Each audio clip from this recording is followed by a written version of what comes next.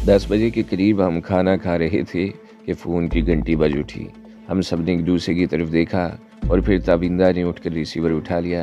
वो चंद सेकंड्स बाद कहती रही, फिर हरीरी की तरफ देखते हुए बोली, तुम्हारा फ़ोन है। हरीरी ने उठकर ताबिंदा के हाथ से रिसीवर ले लिया और तकरीबन 10 मिनट तक बात करती रही। इसके और हमारे दरमियान 8-10 फीट का फासला था, लेकिन वो माउथ पीस से मुँह लगाए इस कदर मध्यम लहजे में बात कर रही थी कि इसकी आवाज़ हम तक नहीं पहुंच रही थी, सिर्फ होंठ हिलते हुए दिखाई दे रहे थे। बिलाखिर इसने रिसीवर रख दिया और दोबारा अपनी जगह पर आ गई। मैंने सवालिया निगाहों से इसकी तरफ देखा, लेकिन हरीरी फ़ोन कॉल के बारे में कुछ बताने के बजाय खामोशी से खाना खाने लगी। मैं समझ गया कि वो टैडी की मौजूदगी में कुछ कहना नहीं चाहती, इसलिए मैंने भी ज़ुबान बंद ही रखी। 12 बजे के करीब टैडी चला गया। ताबिंदा भी अपने कमरे में किसी काम में मसरूफ़ थी। हरीरी ने मुझे इशारा किया और ऊपर चली गई। मैं अपनी जगह पर बैठा रहा और फिर चंद मिनट बाद मैं भी ऊपर चला गया। हरीरी के कमरे का दरवाज़ा भिड़ा हुआ था। मैं दस्तक दिए बगैर बेधड़क दरवाज़ा खोलकर अंदर दाखिल हो गया और फिर दूसरे लम्हे मुझे पलट कर वापस आना पड़ा। हरीरी लिबास तब्दील कर रही थी। मैं दरवाजे से हटकर दीवार से टेक लगा कर खड़ा हो गया। तकरीबन 5 मिनट बाद हरीरी की आवाज़ सुनाई दी। मैं अंदर दाखिल हुआ तो इस वक्त वो शब ख्वाबी का लिबास पहने हुए थी और ये भी मुकाम शुक्र था कि ये लिबास ज़रा ढंग का था। मैं हस्बे मामूल बेड के सामने इस कुर्सी पर बैठ गया जहाँ हमेशा बैठा करता था। हरीरी बेड पर टेक लगाकर नीम दराज हो गई और इस तरह मामूल के मुताबिक हमारी गुफ्तगू का सिलसिला शुरू हो गया। वो इस वक्त टेलीफोन कॉल के बारे में बता रही थी जो खाने के दौरान हुई थी। वो मेरे एक आदमी खुर्शीद की कॉल थी। वो कह रही थी वो मालूमात हासिल करता हुआ आज शाम सुंदरशन तक पहुंच गया था। सुंदरशन ने इसे पहचान लिया। क्या वो पहले भी एक दूसरे को जानते थे? मैंने टोक दिया। मेरे दोनों आदमी खुर्शीद और कमाल बहुत अरसे से यहाँ हैं, हरीरी ने जवाब दिया। मुझसे कारोबारी ताल्लुक़ होने से पहले भी वो कई बरसों से यहाँ काम कर रहे हैं। सुंदरशन भी इस बिज़नेस में मुलव्वस है। ज़ाहिर है पहले भी कभी इनकी मुलाकात हुई होगी। तो मेरा मतलब है इन दोनों की इस ताज़ा तरीन मुलाकात का नतीजा क्या निकला? मैंने पूछा। सुंदरशन मुझसे मिलना चाहता है, हरीरी ने कहा। कल रात खाने पर मुलाकात तय हुई है। पीसी में? पीसी में क्यों? अपने होटल में क्यों नहीं? मैंने कहा। क्या फ़र्क पड़ता है? हरीरी ने कंधे उचकाए। कल रात 9 बजे। ठीक है, देख लेंगे। मैंने भी कंधे उचका दिए और फिर अगले रोज़ रात 9 बजे हम घर से निकले थे। ताबिंदा भी हमारे साथ थी। मुलाकात का वक़्त अगरचे 9 बजे था, लेकिन हम जानबूझकर 9 बजे घर से निकले थे। आधा घंटा रास्ते में लग गया। खुर्शीद हमें मरकज़ी दरवाजे पर ही मिल गया। वो हमें पूल साइड पर ले आया जहाँ अलग थलग मेज़ पर सुंदरशन बैठा हुआ था। इसके साथ एक खूबसूरत और जवान लड़की भी थी।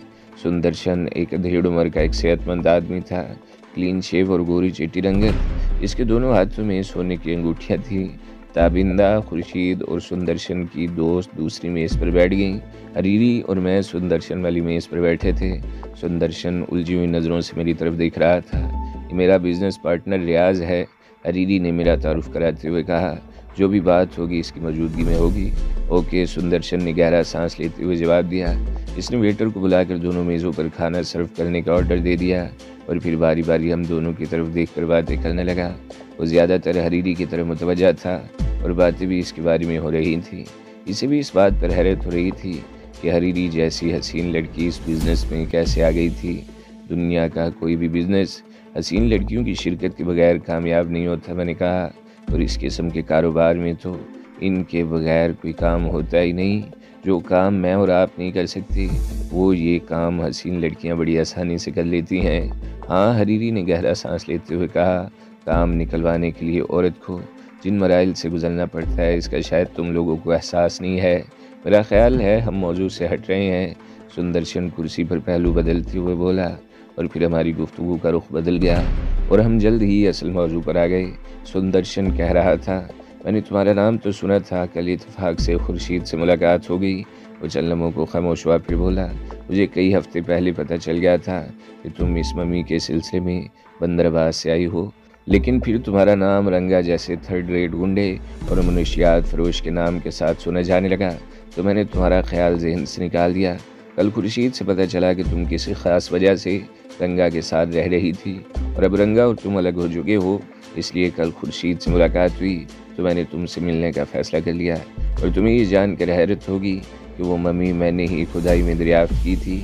हरीरी ने कहा, मेरे कैंप के 2 आदमी वो ताबूत चोरी करके ले गए थे। کچھ عرصہ تک اس کے بارے میں کوئی بات نہیں سنی گئی۔ پھر پتہ چلا کہ وہ ممی کراچی میں موجود ہے، لیکن یہاں آ کر میں رنگا کے معاملات میں الجھ گئی۔ اب میں فارغ ہوئی ہوں تو میں نے اصل منصوبے پر کام شروع کیا ہے۔ اگر تم مناسب سمجھو تو ہم مل کر یہ کام کر سکتے ہیں۔ میں تمہیں بتا سکتا ہوں کہ ممی کہاں ہے، اسے وہاں سے نکالنا تمہارا کام ہے۔ سندرشن نے کہا، اگر ہمیں پہلے اسے معلوم ہو کہ وہ ممی کہاں ہے تو ایسی صورت میں تمہیں ایک اچھی آفر دے سکتا ہوں۔ سندرشن نے حریری کی بات کاٹ دی، میرے پاس ایک اچھا گاہک موجود ہے۔ گاہک تو میرے پاس بھی بہت ہیں، لیکن اگر تمہاری توسط سے سودا ہوتا ہے تو مجھے کوئی اعتراض نہیں ہوگا، حریری نے جواب دیا۔ اس دوران ویٹر ہماری میز پر کھانا سرو کرنے لگا۔ چکن ٹکا، روغنی نان اور کچھ اور چیزیں بھی تھیں۔ محمد بخش کے بارے میں کچھ سنا ہے؟ ویٹر کے جانے کے بعد سندرشن نے حریری کی طرف دیکھتے ہوئے پوچھا۔ وہ 1 سال سے غائب ہے۔ حاجی مستان کو اس نے گولی مار کر ہلاک کیا تھا۔ اس وقت تک ممی حاجی مستان کے قبضے میں تھی۔ اس کی ہلاکت کے بعد ممی بھی غائب ہو گئی اور محمد بخش بھی، حریری نے کہا۔ سندرشن کے چہرے کے تاثرات بدل گئے۔ وہ چلنے میں خاموشی سے اس کی طرف دیکھتا رہا، پھر بولا، میں تمہیں بتا سکتا ہوں محمد بخش کہاں ہے۔ مجھے معلوم ہے، حریری نے مسکراتے ہوئے کہا۔ حسین ہونے کے ساتھ ذہین بھی ہو، سندرشن مسکرا دیا۔ میں جانتا ہوں کہ تم محمد بخش کے نام کے علاوہ اس کے بارے میں کچھ نہیں جانتی، محض مجھے ٹرخانے کے لیے ایسی باتیں کر رہی ہو۔ بہرحال یہ ملاقات آئندہ کے لیے مفید ثابت ہوگی۔ ہمارا بزنس ایک ہی ہے، ایک دوسرے سے رابطہ رہے گا۔ ضرور، حریری نے جواب دیا۔ اور پھر کھانے کے دوران ہماری گفتگو کا موضوع بھی بدل گیا۔ میں نے 1-2 مرتبہ سندرشن کی طرف دیکھا تھا۔ نہ جانے کیا بات تھی کہ اس کے بارے میں سوچتے ہوئے میں کچھ بے چینی سے محسوس کر رہا تھا۔ ان دو کے ساتھ تعلقات میں مجھے بڑے سنگین تجربات ہو چکے تھے۔ میرے چند مہینے ہندوستان میں گزرے تھے اور اس دوران قدم قدم پر مجھے ان کی فریب کاریوں کا سامنا کرنا پڑا تھا، اور اب سندرشن میرے سامنے تھا۔ اس کی باتوں میں اگرچہ چاشنی تھی، لیکن میں مطمئن نہیں تھا۔ تقریباً 1.5 گھنٹے بعد ہم سندرشن سے رخصت ہو گئے۔ واپسی پر خورشید بھی ہمارے ساتھ تھا۔ وہ کار ڈرائیو کرتے ہوئے خورشید کو سندرشن سے ہونے والی گفتگو سے آگاہ کر رہی تھی۔ یہ شخص محمد بخش کا نام ضرور جانتا ہے، لیکن اسے اور کچھ بھی معلوم نہیں ہے، خورشید نے کہا۔ میرا خیال ہے ہمیں اس کی طرف سے محتاط رہنا چاہیے کہ ہماری آڑ میں محمد بخش تک پہنچنا چاہتا ہے۔ میں اس کی باتوں سے شروع ہی سے سمجھ گئی تھی، اس لیے تو میں نے گفتگو کا رخ ہی بدل دیا۔ بہرحال، حریری ایک لمحے کو خاموش ہوئی، پھر بولی، ہم خانم تبندہ کو کوٹھی پر چھوڑ کر لی مارکیٹ جا رہے ہیں۔ کیا تمہیں اپنی معلومات پر بھروسہ ہے؟ بالکل، خورشید نے جواب دیا۔ میرے مخبر کی فراہم کردہ اطلاع غلط نہیں ہو سکتی۔ تو ٹھیک ہے، حریری بولی، اور کیا تمہارے خیال میں وہاں کسی ہنگامے کا امکان تو نہیں ہے؟ بھی اور نہیں بھی، خورشید نے جواب دیا۔ آپ کو تو ایسے کاموں کا طویل تجربہ ہے۔ بعض اوقات کام اس طرح ہو جاتا ہے کہ کسی تیسرے شخص کو کانوں کان خبر نہیں ہو پاتی، اور بعض اوقات مزید مزاحمت کا سامنا کرنا پڑتا ہے۔ ہاں ٹھیک کہتے ہو، حریری نے گہرا سانس لیا۔ وہ گاڑی کہاں ہے؟ وہیں لی مارکیٹ کے علاقے میں کھڑی ہے، خورشید نے جواب دیا۔ حریری کار کو مختلف سڑکوں پر دوڑاتی رہی اور آخرکار تقریباً آدھے گھنٹے بعد ہم گلشن اقبال کے علاقے میں داخل ہو گئے۔ مزید چند منٹ بعد کار تابندہ کی کوٹھی کے سامنے رک چکی تھی۔ تابندہ کو اتار کر حریری نے کار آگے بڑھا دی۔ اس مرتبہ ہم لوکل ریلوے لائن کی کراسنگ کی طرف سے حسن اسکوائر پر نکلے تھے۔ مین روڈ پر آتی حریری نے کار کی رفتار بڑھا دی۔ کار تیز رفتاری سے دوڑ رہی تھی اور میں پچھلی سیٹ پر بیٹھا آنے والے وقت کے بارے میں سوچ رہا تھا۔ ہم ایک لاش چوری کرنے جا رہے تھے، ایک ایسی شہزادی کی لاش جو 2500 سال پہلے مر چکی تھی۔ رات کے 12:30 بجے لی مارکیٹ کے مرکزی چوک کے علاقے کو دیکھ کر لگتا تھا جیسے یہاں بھی شام اتری ہو۔ بڑی رونق اور گہما گہمی تھی۔ تمام چھوٹے بڑے ریسٹورنٹ کھلے ہوئے تھے، فٹ پاتھوں پر بھی دکانیں سجی ہوئی تھیں۔ کسی طرف سے بھاری توے پر کلیجی گردے فرائی کرنے والوں کی کھٹا آوازیں بھی سنائی دے رہی تھیں، اور کسی طرف شربت بیچنے والے ٹھیلے کے پاس گھنگروؤں کی جھنکار سنائی دے رہی تھی۔ مقوی اور غذائیت بخش شربت بنانے کے لیے اس میں پستہ، بادام، چال مغز اور خشخاش گھوٹ کر ملائی جاتی تھی، اور بڑی سی کنڈی میں جس ڈنڈے سے یہ مقوی میوہ گھوٹے جا رہے تھے، اس کے اوپر والے سرے پر گھنگرو بندھے ہوئے تھے، اور گھنگروؤں کی یہ جھنکار ہی راہگیروں کو اس طرف متوجہ کر رہی تھی۔ ایک فٹ پاتھ پر سلاجید بیچنے والا ایک عطائی مجمع لگائے ہوئے تھا۔ اس کے پاس مردانہ کمزوری کی ہر دوا موجود تھی۔ پیچھے دیوار کے ساتھ ایک بہت بڑا بینر آویزہ تھا، اس پر جنگلوں اور پہاڑوں کے مناظر بنے ہوئے تھے۔ کہیں کوئی بندر کسی درخت سے لٹکا ہوا تھا، کہیں شیر گھات لگائے بیٹھا تھا، اور کہیں خان صاحب سر پر کلابہ سجائے بندوق سے کسی عجیب الخلقت جانور کو نشانہ بنا رہے تھے۔ مجمع لگانے والا عطائی بھی ایک پٹھان ہی تھا جو اپنے مخصوص لہجے اور انداز میں بینر پر دکھائے گئے مناظر کے حوالے سے ایک دلچسپ اور سنسنی خیز کہانی سنا رہا تھا۔ اس مجمع سے ذرا آگے بلوچ ریسٹورنٹ تھا۔ ریسٹورنٹ کے اندر بھی رش تھا اور سامنے فٹ پاتھ پر بھی لوگ کرسیوں پر بیٹھے ہوئے تھے۔ اس چوک پر ٹرک بھی کھڑے تھے اور بسوں کا اڈہ بھی تھا۔ جب لسبیلا، تربت، گوادر اور بلوچستان کے دوسرے علاقوں سے آنے والی بسیں یہی ٹھہرتی تھیں اور صبح یہیں سے روانہ ہو جاتی تھیں۔ اس علاقے میں کئی رہائشی ہوٹل بھی تھے۔ بیرونی شہروں سے آنے والے لوگ زیادہ تر انہی ہوٹلوں میں ٹھہرتے تھے۔ یہ علاقہ اگرچہ لیاری اور بغدادی سے زیادہ مختلف نہیں تھا، لیکن یہاں بسوں کے اڈے کی وجہ سے زیادہ رونق تھی۔ اس علاقے میں داخل ہوتے ہی حریری نے کار کی رفتار بہرحال کم کر دی تھی۔ میں متجسس نظروں سے چاروں طرف دیکھ رہا تھا۔ لاہور کے بھاٹی چوک پر بھی آدھی رات کے بعد کچھ ایسی رونق ہوا کرتی ہے۔ وہ سامنے بابا ہوٹل ہے، خورشید نے اشارہ کرتے ہوئے کہا۔ گاڑی اس کے ساتھ پھلی گلی میں موڑ لیں۔ حریری نے رفتار کچھ اور کم کر دی۔ آس پاس سے گزرتے ہوئے لوگ کھا جانے والی نظروں سے حریری کو دیکھ رہے تھے۔ یہ بلوچوں کی آبادی تھی۔ یہاں دن کے وقت بھی عورتیں کم ہی نظر آتی تھیں اور ان کے لباس بھی ایسے ہوتے تھے کہ چہرے اور ہاتھوں کے علاوہ جسم کا کوئی حصہ نظر نہیں آتا تھا۔ بیشتر عورتوں نے تو سروں پر دوپٹے اس طرح لپیٹ رکھے ہوتے تھے کہ چہرے بھی چھپ جاتے تھے اور صرف ایک آنکھ برہنہ دکھائی دیتی تھی، اور رات کے وقت تو عورتوں کے گھروں سے باہر نظر آنے کا سوال ہی پیدا نہیں ہوتا۔ لیکن اس کا یہ مطلب ہرگز نہیں تھا کہ اس علاقے کی آبادی پردہ نشینوں پر مشتمل تھی اور سبھی لوگ قدیم روایات کو سینے سے لگائے ہوئے تھے۔ اسی پسماندہ علاقے میں ایسے ماڈرن لوگوں کی رہائش بھی تھی جنہیں دیکھ کر یورپ کی خواتین بھی شرماتی ہوں گی۔ حریری نے گاڑی کی رفتار مزید کم کر کے اسے بابا ہوٹل کے ساتھ والی سڑک پر موڑ لیا۔ یہ رہائشی ہوٹل تھا۔ اوپر رہائشی کمرے تھے اور گراؤنڈ فلور پر ریسٹورنٹ تھا جہاں محنت کش طبقے کے لوگ بھرے ہوئے تھے۔ ہوٹل کے سامنے 5 سگریٹ کے کیبن تھے۔ بہت سے لوگ ادھر ادھر کھڑے سگریٹ کی کش لگاتے اپنی تفکرات کو دھوئیں میں اڑانے کی کوشش کر رہے تھے۔ بابا ہوٹل کے ساتھ والی سڑک زیادہ کشادہ نہیں تھی۔ دونوں طرف ہاتھ سے کھینچنے والے بار برداری کے لاتعداد ٹھیلے کھڑے تھے جن کی وجہ سے راستہ کچھ اور بھی تنگ ہو گیا تھا۔ تقریباً 50 گز آگے یہ سڑک ایک اور سڑک سے جا ملتی تھی۔ اس کی چوڑائی اس سے بھی کم تھی اور یہاں بھی دونوں طرف ٹھیلے کھڑے تھے۔ یہاں پرانی طرز کی عمارتیں تھیں، کوئی سنگل سٹوری، کوئی 2 منزلہ اور کوئی 3 منزلہ۔ ان میں ہر عمارت کم از کم 100 سال پرانی ضرور تھی اور ان میں کہیں کہیں کوئی جدید عمارت بھی پھنسی ہوئی نظر آ رہی تھی۔ گلی میں سناٹا تھا۔ آگے ایک اور موڑ تھا جہاں سیاہ رنگ کی ایک اسٹیشن ویگن بھی کھڑی تھی۔ اس کے قریب ہی ٹھیلے پر ایک آدمی سو رہا تھا۔ خورشید کے اشارے پر حریری نے کار اسٹیشن ویگن کے قریب روک لی۔ ہیڈ لیمپس کی روشنی چہرے پر پڑتے ہی ٹھیلے پر سویا ہوا وہ شخص اٹھ گیا۔ اس نے پتلون اور ٹی شرٹ پہن رکھی تھی۔ غالباً یہ لباس کئی روز سے اس کے جسم سے الگ نہیں ہوا تھا۔ پتلون بھی میلی اور مسلی ہوئی تھی اور ٹی شرٹ بھی۔ اس شخص کے بال بھی بکھرے ہوئے تھے اور شیو بھی بڑا ہوا تھا۔ اس ولیے سے وہ کوئی مزدور پیشہ ہی لگتا تھا۔ کار رکتے ہی وہ شخص اٹھ کر قریب آ گیا۔ اس نے ڈرائیونگ سائیڈ والی کھڑکی پر جھک کر حریری کو سلام کیا۔ وہ کوئی اس علاقے کا مزدور نہیں، خورشید کا دوسرا ساتھی کمال تھا۔ کیا صورتحال ہے کمال؟ حریری نے پوچھا۔ وہ تقریباً 1 گھنٹہ پہلے اپنے گھر گیا ہے اس کے ساتھ، وہ کہتے کہتے خاموش ہو گیا اور کنکھیوں سے میری طرف دیکھنے لگا۔ خاموش کیوں ہو گئی؟ اس کے ساتھ اور کون ہے؟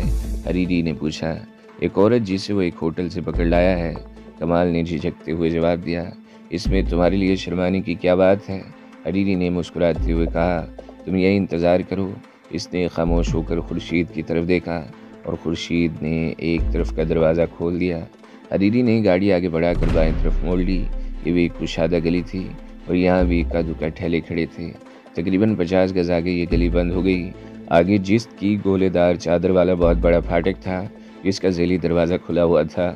اس ذیلی دروازے سے سائیکل، موٹر سائیکل یا پیدل افراد گزر سکتے تھے۔ حریری نے گاڑی روک کر انجن بند کر دیا اور اپنی کار کا شیشہ چڑھانے لگی۔ میں نے بھی شیشہ چڑھا کر اندر سے لاب ناب گھما دی۔ کار سے اتر کر ہم پھاٹک کے ذیلی دروازے سے اندر داخل ہو گئے۔ خورشید آگے تھا اور ہم اس کے پیچھے تھے۔ پھاٹک کے اندر تنگ اور پرپیش گلیوں کا جال سا بچھا ہوا تھا۔ میرا خیال تھا یہ کراچی کا قدیم ترین علاقہ ہے۔ پرانی طرز کی عمارتیں ایک دوسرے میں پھنسی ہوئی تھیں۔ ایسے علاقوں پر سرکاری محکمے بھی توجہ نہیں دیتے اور زندگی کے تمام مسائل انہی علاقوں میں جنم لیتے ہیں۔ علاقے میں اگرچہ بجلی موجود تھی لیکن گلیاں تاریک تھیں۔ بعض گلیوں میں تو اس قدر تاریکی تھی کہ ہاتھ کو ہاتھ سجھائی نہیں دیتا تھا۔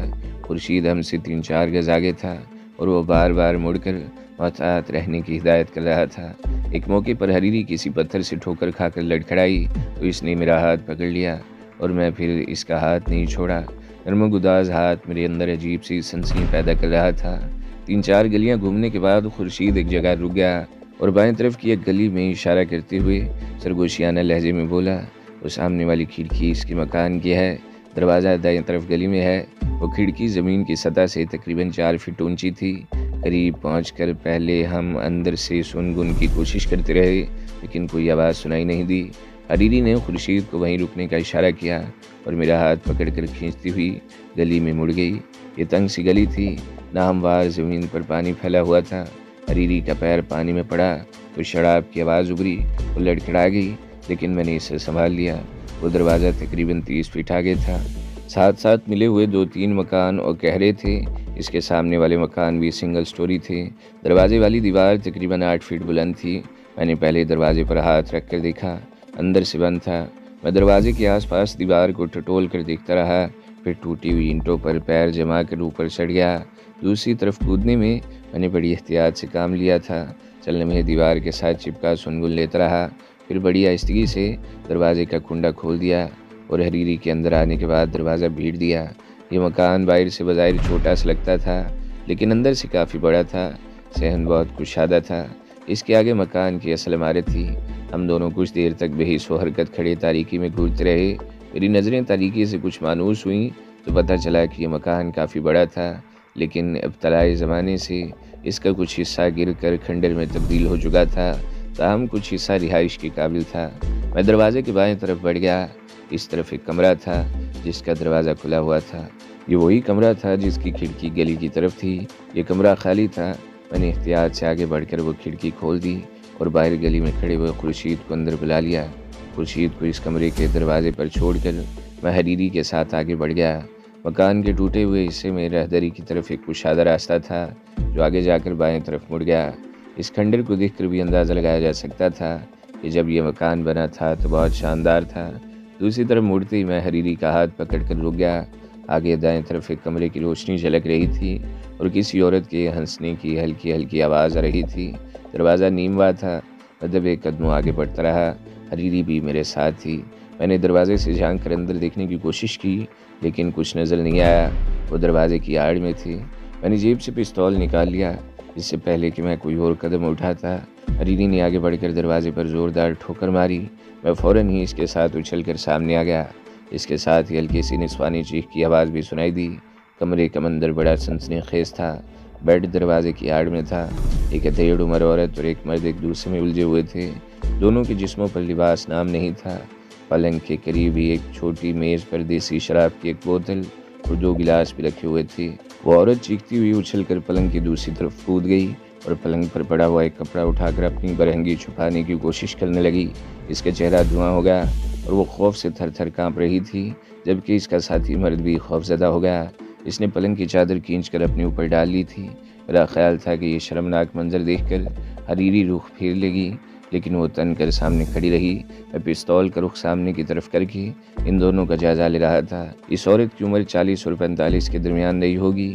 کسی قدر کھلتی ہوئی رنگت اور ڈھلکا ہوا بدن اور رخسار ابھرے ہوئے تھے۔ اس نے اپنے آپ کو حسین اور جاذب نظر بنانے میں چہرے پر گہرا میک اپ بھی کیا ہوا تھا جو اب بگڑ چکا تھا۔ وہ ڈھلتی عمر کی سستی قسم کی طوائف تھی جس کی خدمات سے مزدور طبقے کے آوارہ مزاج مرد ہی فائدہ اٹھا سکتے تھے۔ اس مرد کی عمر کوئی 40-50 کے لگ بھگ رہی ہوگی۔ درمیانہ قد اور کسی قدر بھاری بھرکم جسم، 2-3 دن کا شیو بڑا ہوا تھا اور سر کے بال چھوٹے تھے۔